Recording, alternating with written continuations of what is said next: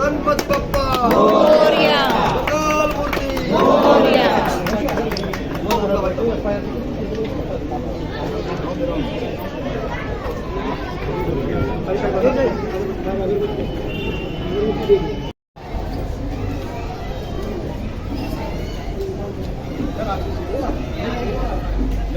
ए अनिल भाई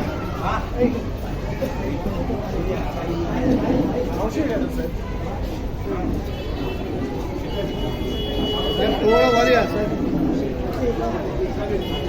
या वर या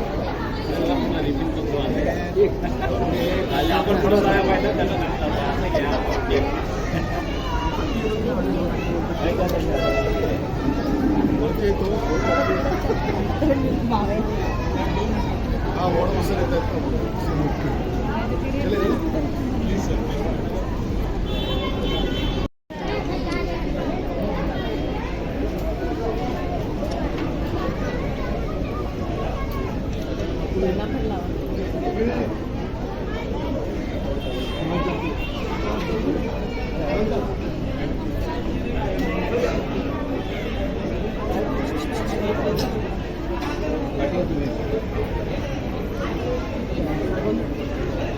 क्या पार्टी पार्टी है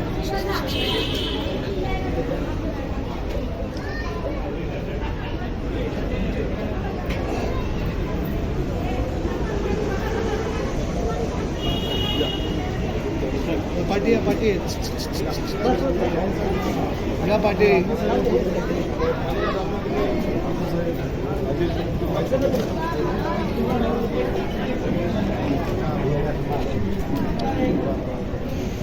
गणपती बाप्पा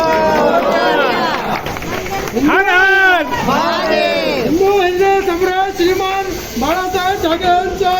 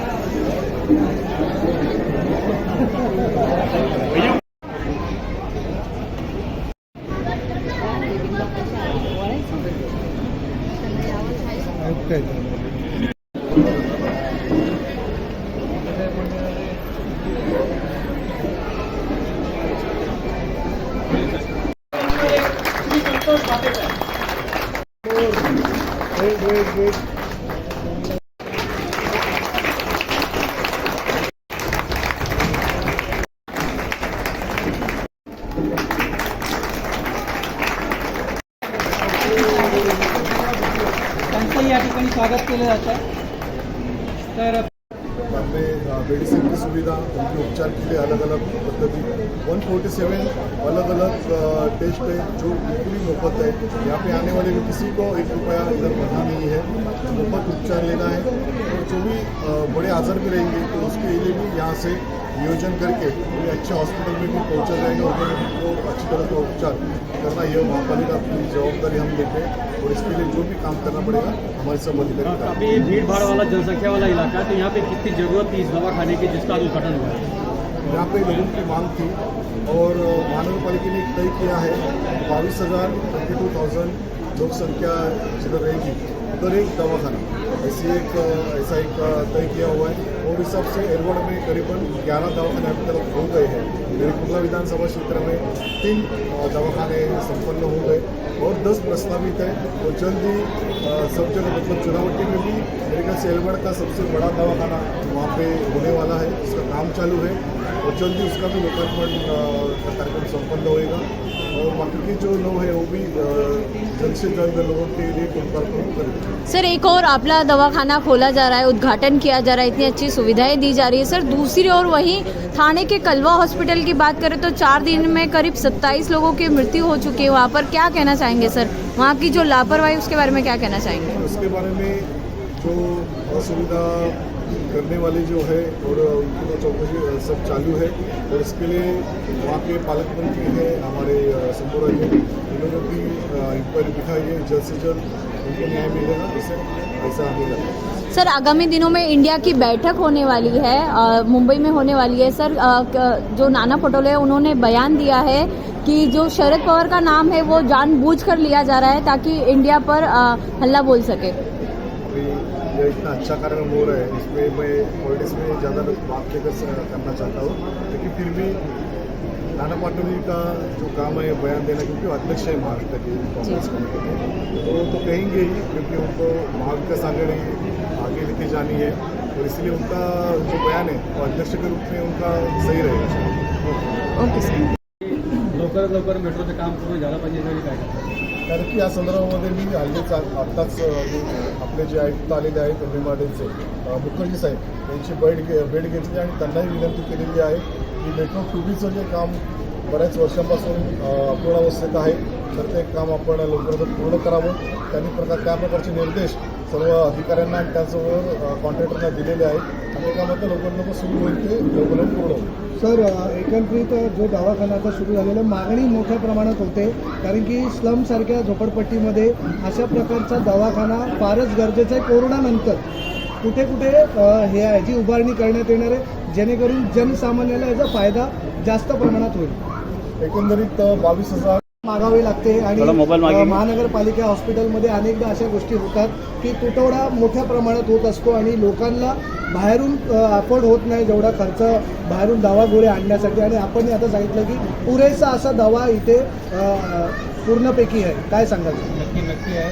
सर्व पूर्णपणे औषध आपली तयारी ठेवलेली आहे आणि फार्मसिस्ट स्पेशल ह्या दवाखान्यासाठी वेगळं असणार.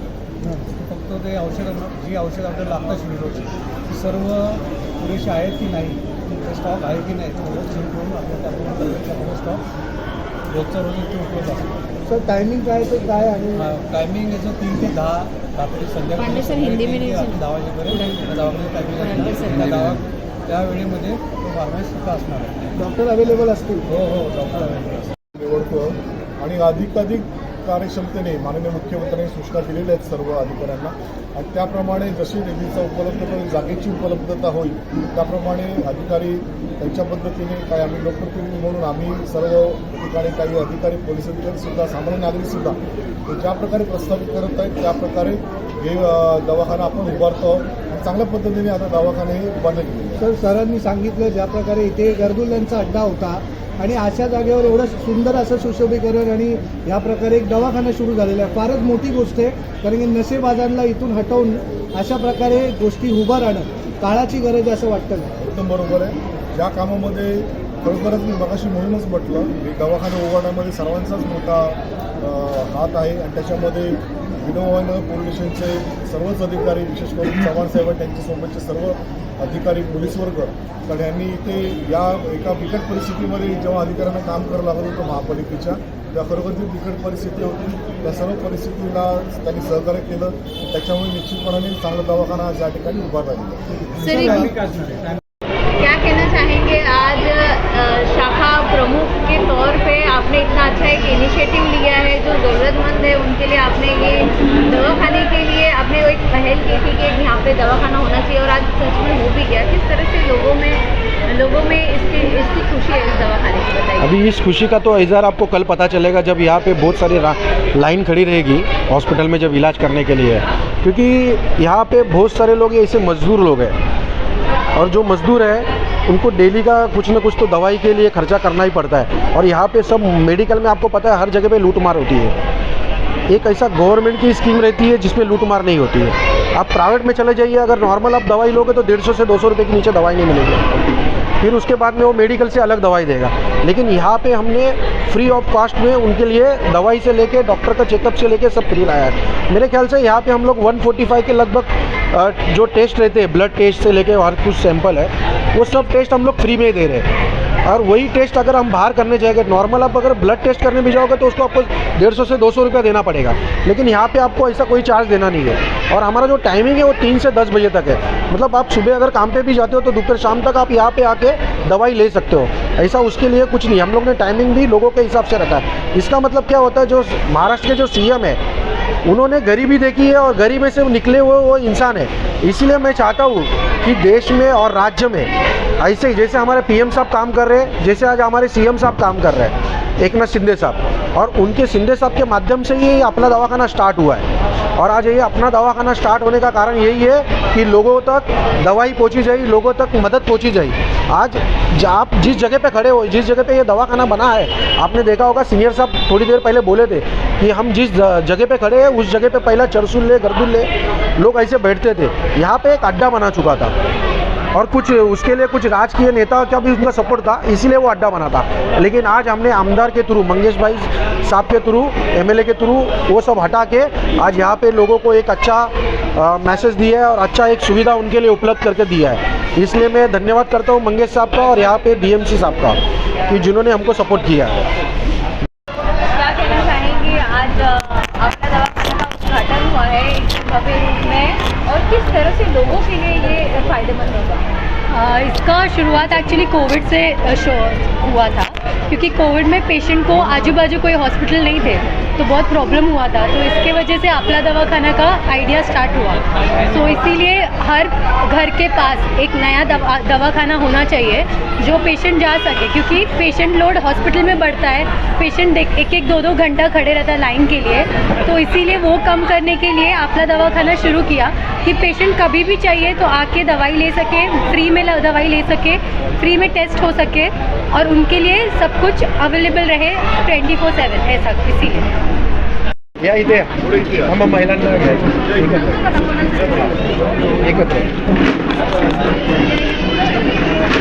तर नक्कीच लोकांच्या चेहऱ्यावर आनंद दिसतोय। आपला दवाखाना हा सुरू झालेला आहे, तर ह्याचा फायदा नक्कीच स्थानिक लोकांना, गरजूवंतांना होईलच आणि अनेक जागेवर अशाच प्रकारे ही संकल्पना राबवण्यात येणार आहे। महाराष्ट्राचे मुख्यमंत्री एकनाथ शिंदे यांच्या संकल्पनेने सुंदर